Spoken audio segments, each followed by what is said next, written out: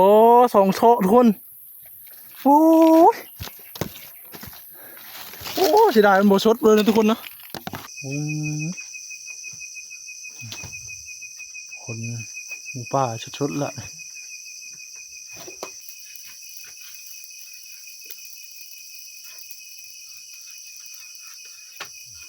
เฮียไม่ห้อยยังเฮียมกินทางแฮมทุกคนเฮียมเฮียมกินน้ำลุงเท้าพี่ได้เลยหมูลุงเท้าครับทักทายสบายดีพี่น้องปองไปเบิร์ดสกูสกลนะวันนี้อยู่กับพันไม้ช่องคำบ้าคำสูนให้เก้านะทุกคนวันนี้การบ่าคำไม้สิพาพี่น้องไปหาไรเนื้อทุกคนนะพามาไปหาไรเนื้อไปหาร้านแรกนี่ทุกคนนะไปหาเลาะเบิ้งแหวผมวันนี้เลาะเบิ้งหลังนึงเสือก่อนทุกคนโอ้สิมาหรือบอนะมือยังหาเลาะยามนี่นะไปทุกคนตอนนี้ก็อยู่จะเจ้ามา3 ตัวนะไปหาเสาะละเอาลงเขาป่าละเดี๋ยวรอทางทุกคนนะแต่ห้องนี่จะคำนะเอาป่าไปได้ทุกคนเหยียบงู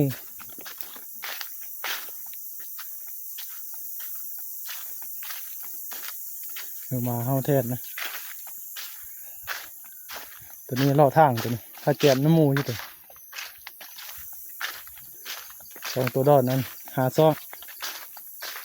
มาดอดนะเข้าตัวนี้เข้าไปแกมน้ำตัวนี้รอทางรัดที่ทาง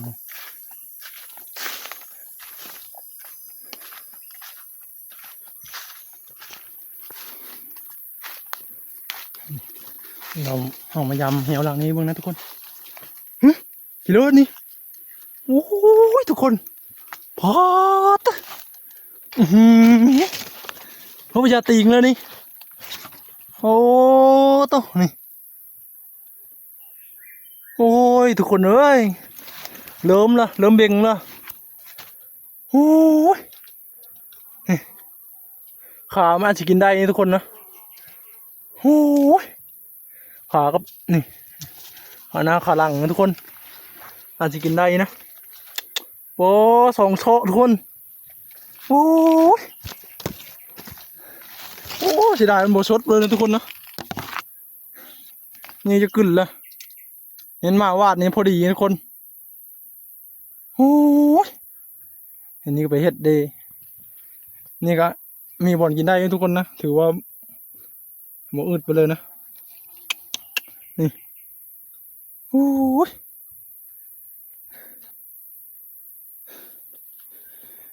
โอ้หมดงามไปเลยทุกคนเลยน่าเสียดายนะเดี๋ยวมันนำไปลุงเพื่อนนั้นก่อนนะนำไปลุงเพื่อนมาเอาก่อนโอ้ยโอ้ทุกคนเอ้ยอย่าหายดิ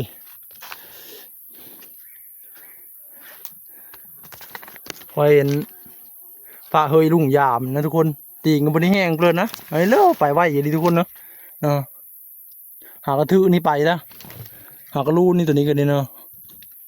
ถือมือชื่นมือวานมือชื่นทุกคนมือเดียวนกพร้อมโอ้ทุกคนเลยงั้นมาว่านี่ปั๊บบักชิปเลยพี่น้องไปกินแซ่บๆเลยโอ้เห็นเลยบักไงพี่น้องเอ้ย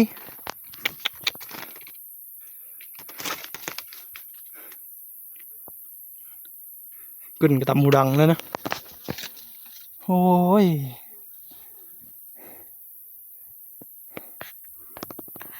มือนำไม่ลุงก่อน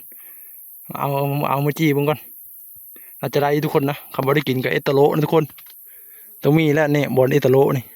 จำนี้ได้ไปเมื่อก่อนโอ้หอดบอลกับมืดฝนก็มาพี่น้องเอ้ยเดี๋ยวทายลุงพี่น้องมาก่อนนะทายลุงพี่น้องมากับจะเดินไปเอาเลยให้ลุงเพื่อนก็มาแล้ว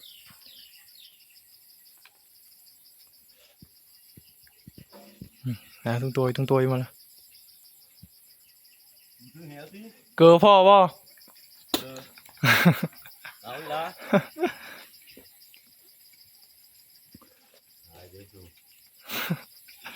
ยินได้ยี่ดอกปะมันฝนวิทย์กันบ่หลังเนอะ หลังเฮากับมันเท่ายืนเนาะ พอได้อยู่เอาไปหันมือชื่นนี่ก็ได้กูเลาะลงมาแต่กูก็แต่ฮะ จะแลเฉย มาก็พอ ๆกะข้างในล่ะบ่ายของป้ามันจะกึ่นหน่อยนึงคอมันจะเบ่งท้องมันทันได้เบ่งทันได้เบ่งคักได้อยู่แล้วเหรอบังไม่ได้ก็เกยยังเกยแล้วมีพอ ดอกไม้ย่าง ฝนก็จะตกแล้วนะลุงเพิ่นก็มาพอดีฝนตก ต้องตื่นก็เยอะเขาเลยครับ ช่องซ้อไปตัวนี้ก็เอามาฮ้อนทุกคนนะบ่ได้ไปถ่ายเอาช้ำฝนตกแห้งทุกคนเรื่องแห้งยันโทรศัพท์เปะนะไม่ได้ไปถ่ายอยู่นี่หมูเขาก็ได้เอามาที่ลุงว่าได้อยู่นะยังแข็งอยู่ทุกคนโอ้ตะเด็กเลยทุกคนเฮ้ย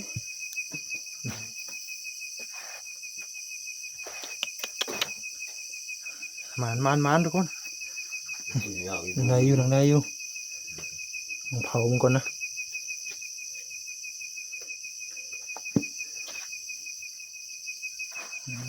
ตะเล็กเลยทุกคนเลยพันไม่จัดอีกแล้ว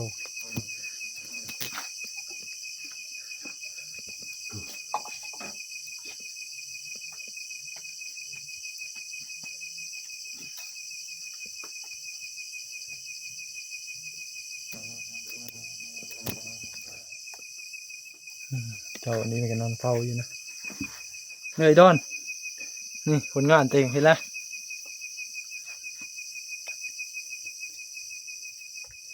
สุดยอดทุกคนมาไวกว่านี้อาจจะได้สดกว่านี้นะอันนี้พอกินได้นะทุกคนบริเซไปเลยวันนี้ก็เสียวเอาเตาทุกคนเลยเสียวเอาเตาแล้วก็ขูดแฮมเอาแฮมทุกคน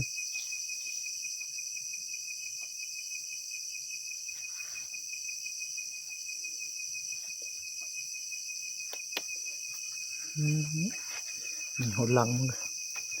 ลึกทุกคนนะหดหลังมันนะ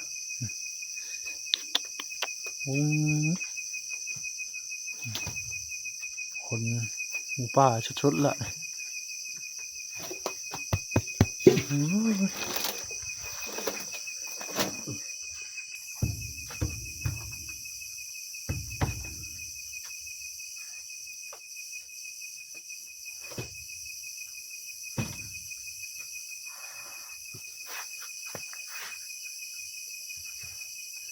วันนี้ก็จะหาบอลขึ้นห้างก่อนนะทุกคนบอลขึ้นห้างก่อน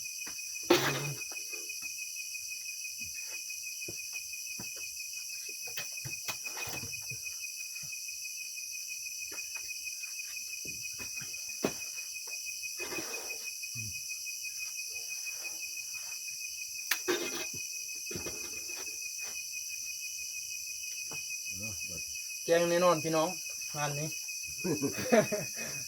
แจ้งแน่นอนวันนี้บ่ได้นอนน้ำมือมาทันอาบไม่น้ำมือดิ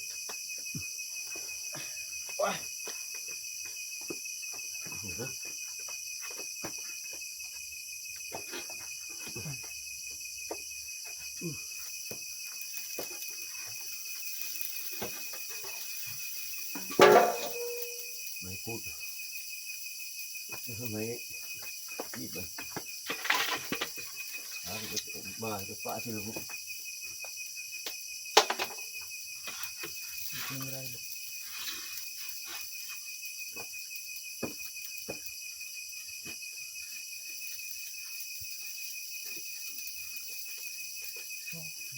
ดีมาปาดงามดีใส่ละฟื้นมาดิ งามอยู่แล้วมันจะไปกิน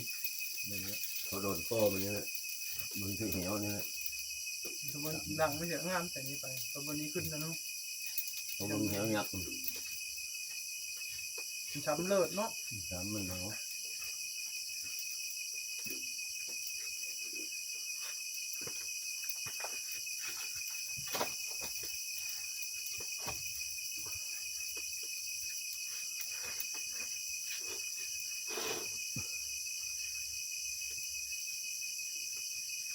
คิดบ่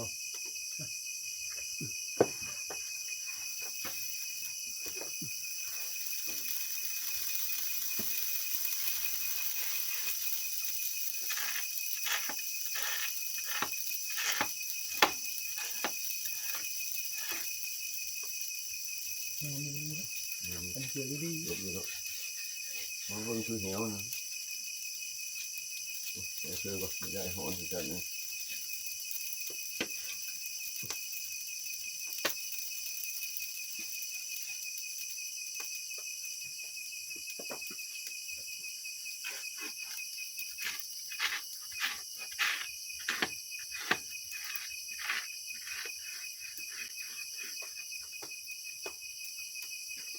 เขาก็กินแต่นี้เยอะเดี๋ยวนี้เขามึงมามันกินพร้อมเขาก็ตายมึงเขาตายเสาขายไปที่นี่บินกว่านี้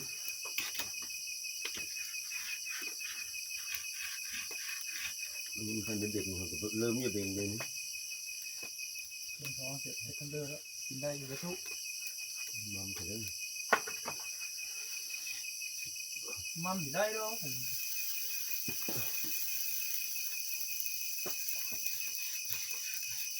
มั่มกับไฟเน่าแล้วมั่มกันมั่มซุปที่ไม่เลย เน่าอยู่เลยเจ้ซุปกินน้ำตะไคร้พุ่นเนาะ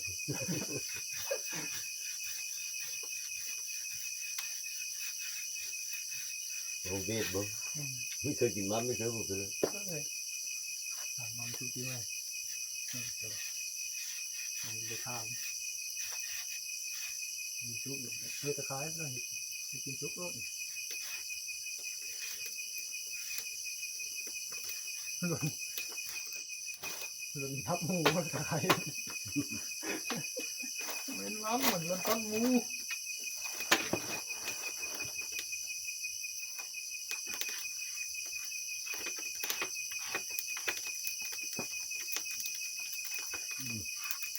ปาดหำมัน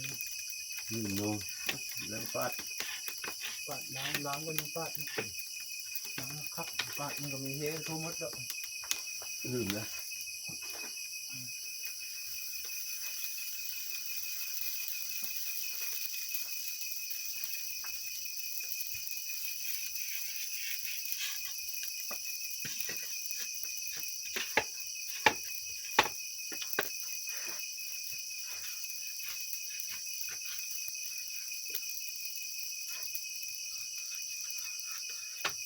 ไฟมันออกแล้ว ทำไรตัว2,600,000มันเนาะได้เผาแล้วนะทุกคนนะเฮียไม่ห้อยยังนางเฮียม กินทางแฮมทุกคน นางเฮียม กินน้ำลุงเท้าพี่ได้เลยหมูลุงเท้าตำหลาน เพราะว่าชีบ่ได้อันนั้นเลยทุกคนเลยเพราะชีมึงคมมาเลยเด่งแล้วนะมาสิงามหอนทุกคนกันน็อกนึงทันได้เดินคักไปเลยตอนนี้ก็ได้สำเร็จแล้วนะทุกคนนะสีขามันมีสุกกระโพกมันเดี๋ยวคอยสิไปซอยกันตัวปีงกันนะทุกคน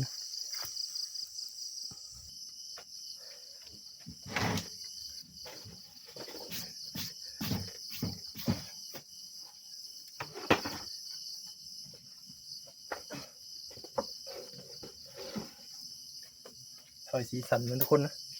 ปีงกิน จริงเลย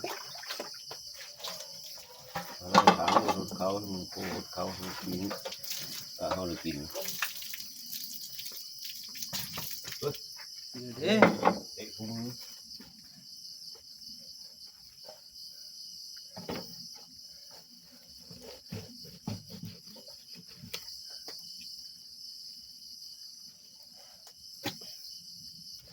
นี่สีซอยปีงกินนะทุกคนนะเดือดงามเลยโอ้สีคมสีรอดหรือสีโล่งนะทุกคนนะงูแบบขึ้นอืดเลยอืดแต่อืดคักมาเลยนะเสียน่าเสียดายทุกคนจะกินได้อยู่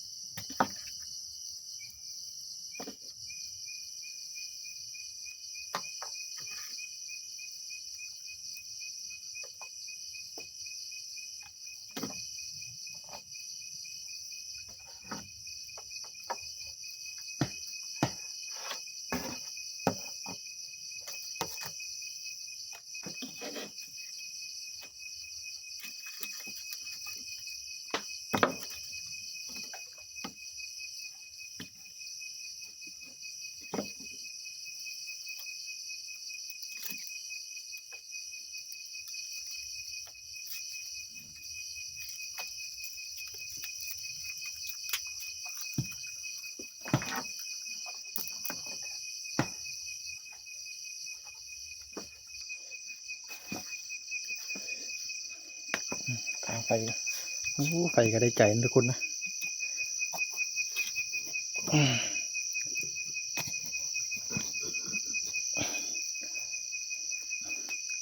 กินจำนี้พอละ2 ล้านพี่น้อง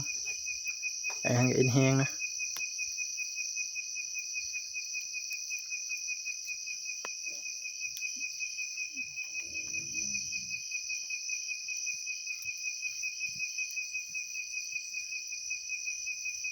ตอนนี้ก็ปิ้งเขาก็ได้ซุกแล้วนะ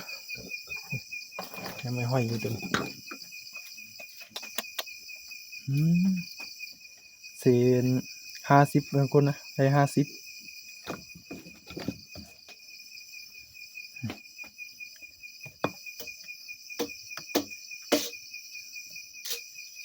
โอ้ยหนังนี่นะทุกคนนะอืม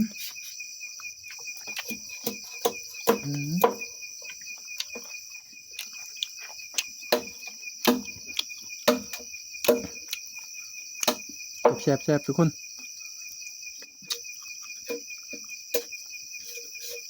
มาเห็นเข้านะตอนนี้ก็เฮากับเฮ็ดปิ้งไว้นะทุกคนนะเฮ็ดปิ้งเรื่องเฮ็ดแห้งไว้ทิมจังอันนะทุกคน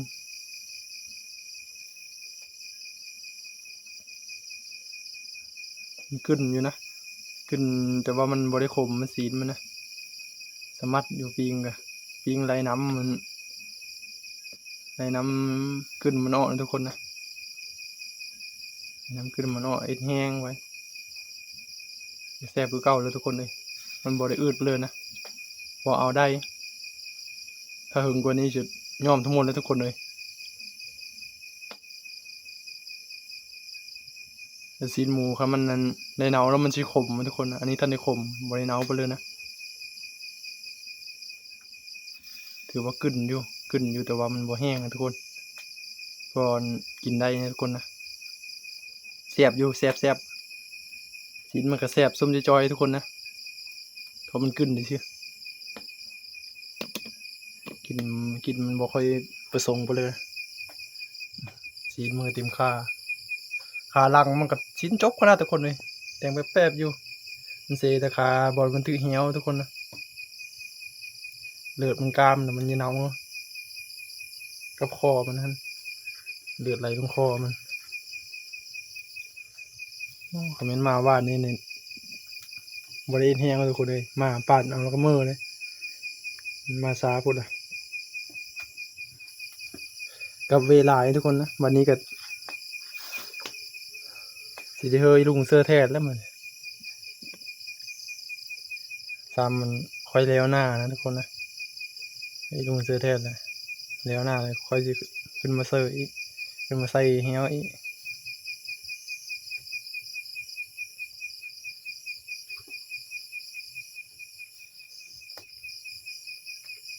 ขากับเต็มขาเนาะพี่น้อง